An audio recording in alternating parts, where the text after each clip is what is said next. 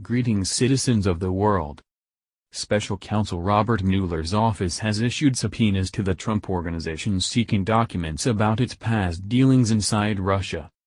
That Mueller's team has asked the Trump Organization to deliver a series of documents on many topics, including some that are related to Russia.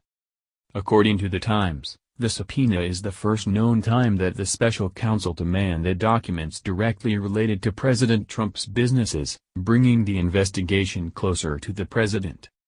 Although the Times report doesn't have information about what Mueller is specifically looking for in his subpoena, it says that the request for the documents indicates that his office is broadening the scope of its inquiry to look at the president's complex international business dealings.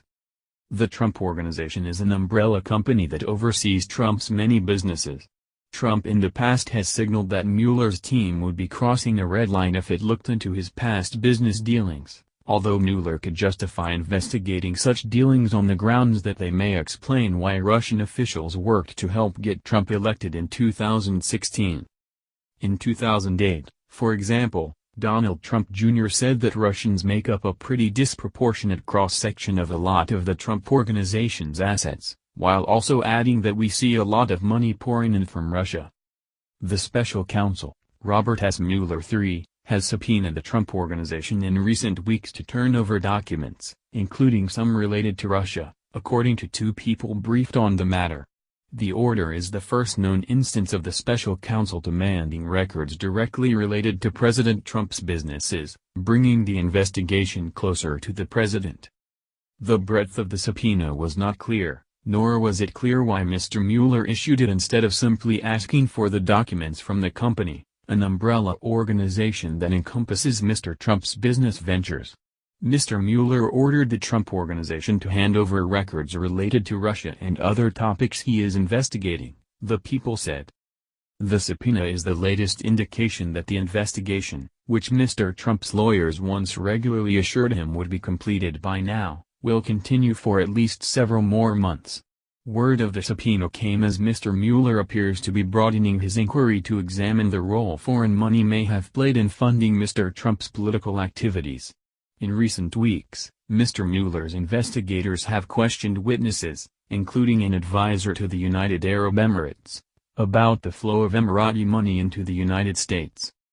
Mr. Mueller has already indicted 13 Russians and 3 companies accused of meddling in the 2016 presidential campaign, and on Thursday, the Trump administration included them in sanctions it leveled at Moscow as punishment for interference in the campaign and malicious cyber attacks.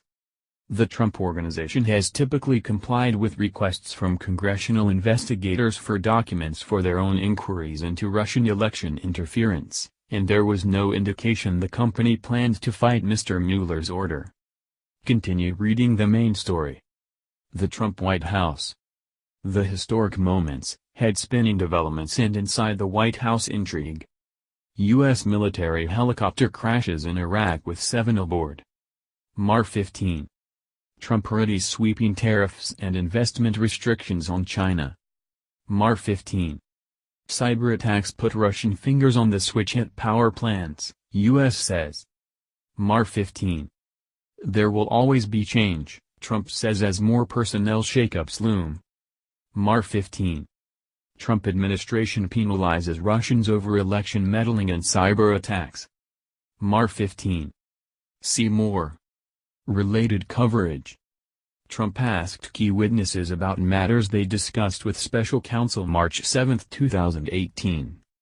Despite Mueller's push, House Republicans declare no evidence of collusion March 12, 2018. Advisor to Emirates with ties to Trump aides is cooperating with special counsel March 6, 2018. Clinton impeachment lawyer may aid Trump in Mueller response March 10, 2018. Since July 2017, we have advised the public that the Trump Organization is fully cooperative with all investigations, including the special counsel, and is responding to their requests, said Alan S. Futerfas, a lawyer representing the Trump Organization. This is old news and our assistance and cooperation with the various investigations remains the same today. The White House press secretary, Sarah Huckabee Sanders, reiterated during her daily briefing that the president was cooperating with the special counsel inquiry and referred further questions to the Trump Organization. There are few other publicly known examples of Mr. Mueller using subpoenas. In January, he ordered the president's former chief strategist, Stephen K. Bannon, to appear before a grand jury. Mr. Mueller dropped the subpoena after Mr. Bannon agreed to be interviewed by investigators. Mr. Mueller could run afoul of a line the president has warned him not to cross. Though it is not clear how much of the subpoena is related to Mr. Trump's business outside ties to Russia, Mr. Trump said in an interview with the New York Times in July that the special counsel would be crossing a red line if he looked into his family's finances beyond any relationship with Russia. The president declined to say how he would respond if he concluded that the special counsel had crossed that line. Mr. Trump campaigned as a businessman whose deal-making prowess would translate directly into reforming Washington.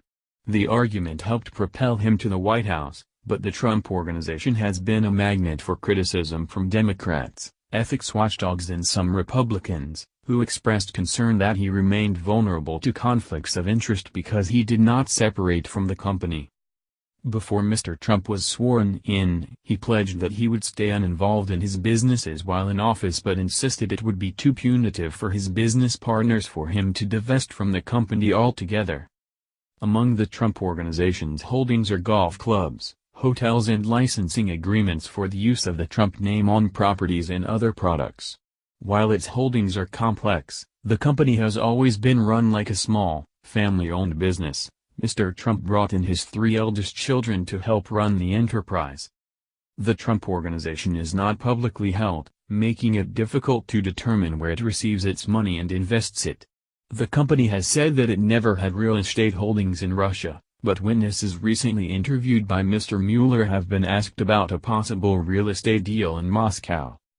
In 2015, a longtime business associate of Mr. Trump's, Felix Sater, emailed Mr. Trump's lawyer, Michael Cohen, at his Trump Organization account claiming he had ties to President Vladimir V. Putin of Russia and that building a Trump Tower in Moscow would help Mr. Trump's presidential campaign.